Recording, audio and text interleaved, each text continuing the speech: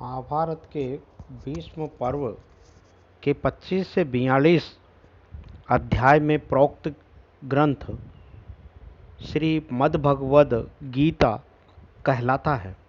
इसमें 18 अध्याय तथा 700 श्लोक हैं, जिसमें मानव जीवन के उच्चतम आदर्श और व्यवहार तथा मुक्ति प्राप्ति के उपायों की व्याख्या प्रस्तुत की गई है। गीता की पुष्पिका के अनुसार 18 अध्यायों के नाम इस प्रकार हैं: अर्जुन विषाद योग, सांख्य योग, कर्म योग, ज्ञान कर्म संन्यास योग, कर्म संन्यास योग, आत्म संयम योग, ज्ञान विज्ञान योग, अक्षर ब्रह्म योग, राजविद्या राजगुह्य योग, विभूति योग, विश्व रूप दर्शन योग, भक्ति योग, क्षेत्र क्षेत्रज्ञ विभाग योग, गुणत्रय विभाग योग, पुरुषोत्तम योग, देवासुर संपद विभाग योग, श्रद्धात्रय विभाग योग, मोक्ष संन्यास योग। गीता के व्याख्याकार मधुसूदन सरस्वती ने अपनी मधुसूदनी टीका में गीता का प्रमुख प्रतिपाद्य तत्त्वमसि महावाक्यार्थ बताया है। वह ब्रह्म तुम हो, मैं ब्रह्म हूँ, वह ब्रह्म है तथा यह आत्मा ब्रह्म है। इन वैदिक वाक्यों में वर्णित परमात्मा तथा आत्मा का ऐक्य गीता का प्रधान विषय है। वेदांत में ये महावाक्यार्थ कहलाते हैं। वेदों का भी यही विषय है। सच्चिदानंद रूप पूर्ण ब्रह्म विष्णु ही परमेश्वर है। उसको तीनों मार्गों से प्राप्त किया जा सकता है। वेद में 3 कांड है: ज्ञान कांड, कर्म कांड तथा उपासना कांड। इसी प्रकार भगवद गीता में भी 3 कांड है। प्रथम कांड अध्याय 1 से 6 में कर्म त्याग के मार्ग से त्वम अर्थात विशुद्ध आत्मा का निरूपण है। द्वितीय कांड अर्थात अध्याय 7 से 12 में भगवान की भक्ति तथा 2 प्रकार की निष्ठाएं वर्णित है तथा भगवान जिसे तत्व वह ब्रह्म कहा जाता है उसका सोपपत्तिक निरूपण है। तृतीय कांड अध्याय 13 से 18 में तत्व और त्वम का ऐक्य अर्थात जीव ब्रह्म की एकता वर्णित है। इस प्रकार इन 3 कांडों का संबंध है। गीता के 18 अध्यायों का विशेषार इस प्रकार है। प्रथम अध्याय उपोद्घात रूप है। श्लोक 1 से 11 तक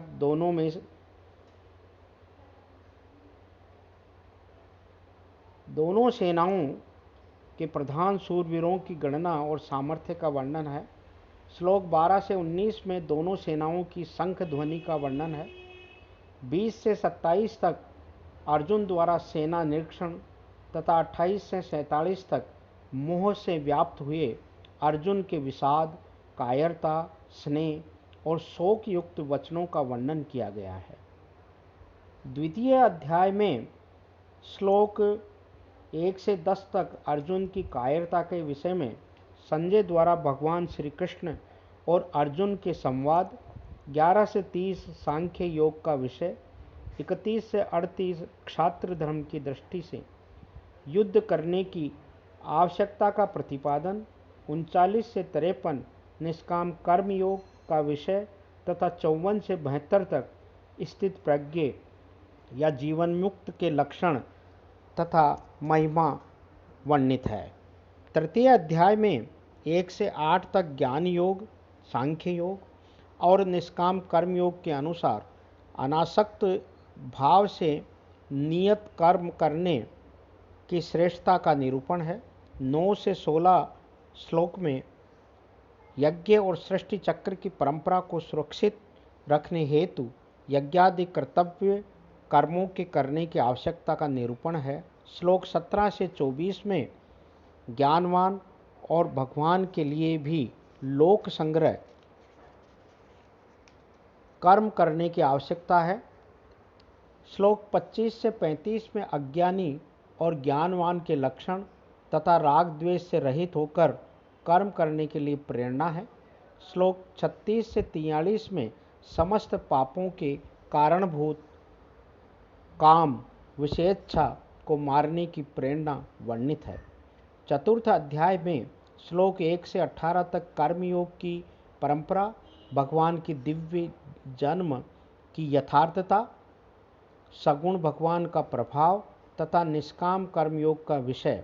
श्लोक 19 से 23 में योगी महात्मा पुरुषों के आचरण तथा उनकी महिमा तथा कर्मों के तत्व। श्लोक 24 से 32 में फल सहित पृथक पृथक 14 यज्ञों का कथन किया गया है तथा श्लोक 33 से 42 में ज्ञान योग तथा कर्म योग की प्रशंसा व प्रेरणा आदि विषय कहे गए हैं। पंचम अध्याय में श्लोक 1 से 6 सांख्य योग तथा निष्काम कर्म योग की एकता निरूपित कर कर्म योग की प्रशंसा की गई है। श्लोक 7 से 12 में सांख्य योगी तथा निष्काम कर्म योगी के लक्षण तथा महात्म्य बताए गए हैं। श्लोक 13 से 26 में फल सहित ज्ञान योग का विषय तथा श्लोक 27 से 29 में भक्ति सहित ध्यान योग का वर्णन किया गया है। षष्ठ अध्याय के श्लोक 1 से 4 में निष्काम कर्म योग का विषय तथा योगारूढ़ पुरुष के लक्षण है।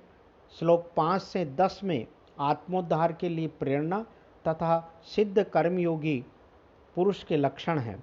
श्लोक 11 से 15 आसन की विधि तथा फल सहित सगुण साकार के ध्यान का वर्णन है।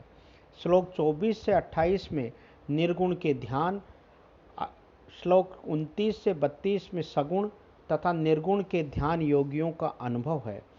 श्लोक 33 से 36 में मन का निग्रह और 37 से 47 में योग भ्रष्ट पुरुष की गति का विषय तथा ध्यान योगी की महिमा प्रतिपादित की गई है। सप्तम अध्याय में श्लोक 1 से 7 भगवान के द्वारा समग्र वर्णन की प्रतिज्ञा करना तथा अपरा परा प्रकृतियों के संयोग से प्राणियों की उत्पत्ति बताकर स्वयं को मूल कारण बताना। श्लोक 8 से 12 में संपूर्ण पदार्थ में कारण रूप में भगवान की व्यापकता। श्लोक 13 से 39 में आसुरी भाव वालों की निंदा तथा भगवत भक्तों की प्रशंसा की गई है। श्लोक 20 से 23 में अन्य देवताओं की उपासना का फल सहित वर्णन किया गया है। श्लोक 24 से 30 में भगवान के प्रभाव तथा स्वरूप को न जानने वालों की निंदा, जानने वालों की प्रशंसा तथा भगवान के समग्र रूप का वर्णन किया गया है। अष्टम अध्याय में श्लोक 1 से 7 तक ब्रह्म, अध्यात्म तथा कर्मादि के विषय में अर्जुन के 7 प्रश्न और उनका उत्तर देते हुए सब समय में भगवान का स्मरण करने की आज्ञा। श्लोक 8 से 16 में सगुण तथा निर्गुण भक्ति का वर्णन। श्लोक 17 से 22 में ब्रह्मलोक की अवधि तथा भगवान की महत्ता बताई गई है। श्लोक 23 से 38 में शुक्ल और कृष्ण मार्ग का वर्णन तथा उसमें जाने वाले योगी की महिमा विवेचित की गई है। नवम अध्याय में 1 से 6 श्लोक में प्रभाव सहित विज्ञान का कथन है, तो श्लोक 7 से 10 में जगत की उत्पत्ति व प्रलय का विषय बताया गया है। श्लोक 11 से 15 में भगवान का तिरस्कार करने वाले आसुरी, राक्षसी, मोहिनी प्रकृति का आश्रय लेने वालों की निंदा तथा देवी प्रकृति का आश्रय लेने वाले भक्तों के भजन का वर्णन है। श्लोक 16 से 19 में कार्य कारण रूप में भगवत स्वरूप विभूतियों का प्रभाव सहित वर्णन है। श्लोक 20 से 25 सकाम तथा निष्काम उपासना का फल तथा 26 से 34वें श्लोक तक निष्काम भगवत भक्ति की महिमा उपलब्ध होती है। दसम अध्याय में 1 से 7 श्लोक में भगवान की विभूति तथा योग शक्ति का कथन तथा उसके जानने का फल बताया गया है। श्लोक 8 से 11 में फल सहित भगवत भक्ति तथा भगवत कृपा का फल बताया गया है। श्लोक 12 से 18 अर्जुन द्वारा भगवान की स्तुति तथा विभूति और योग शक्ति को कहने के लिए प्रार्थना तथा श्लोक 19 से 42 में भगवान के द्वारा अपनी विभूतियों का तथा योग शक्ति का वर्णन किया गया है। 11वें अध्याय के श्लोक 1 से 8 में विराट रूप दिखाने के लिए अर्जुन की प्रार्थना तथा भगवान द्वारा दिव्य चक्षु प्रदान कर विराट रूप का दर्शन कराना। श्लोक 9 से 14 संजय द्वारा धृतराष्ट्र के प्रति विराट रूप का वर्णन। श्लोक 15 से 31 में अर्जुन द्वारा भगवान के विश्व रूप को देखा जाना और उसकी स्तुति करना। श्लोक 32 से 34 में भगवान द्वारा अपने अत्युग्र विराट रूप का परिचय तथा अर्जुन को युद्ध के लिए उत्साहित करना। श्लोक 35 से 46 भयभीत हुए अर्जुन द्वारा भगवान की स्तुति तथा चतुर्भुज रूप दर्शन कराने के लिए प्रार्थना की गई है। श्लोक 47 से 50 भगवान द्वारा विराट रूप के दर्शन की दुर्लभता बताना तथा भयभीत अर्जुन को आश्वासन रूप में चतुर्भुज व सौम्य रूप दिखाया जाना तथा 51 से 55वें श्लोक तक भगवान के द्वारा चतुर्भुज रूप की महत्ता और उस दुर्लभ दर्शन का उपाय बताना तथा आनंद भक्ति का वर्णन उपलब्ध है। 12वें अध्याय के श्लोक 12 तक साकार तथा निराकार उपासकों की उत्तमता का वर्णन तथा भगवत प्राप्ति के 4 उपायों का कथन किया गया है। श्लोक 13वें से 20वें तक सिद्ध भक्तों के भगवान प्राप्ति वाले पुरुषों 39 लक्षणों का वर्णन किया गया है।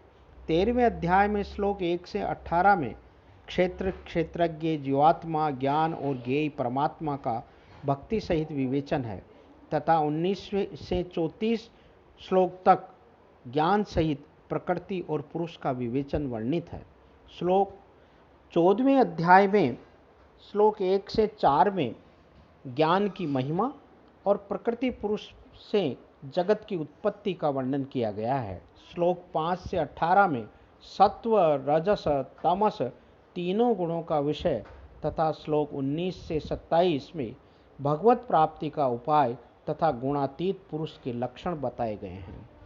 15वें अध्याय में श्लोक 1 से 6 तक संसार रूपी वृक्ष का तथा उसका छेदन करके भगवान की शरण में होने का और भगवत धाम का वर्णन किया गया है।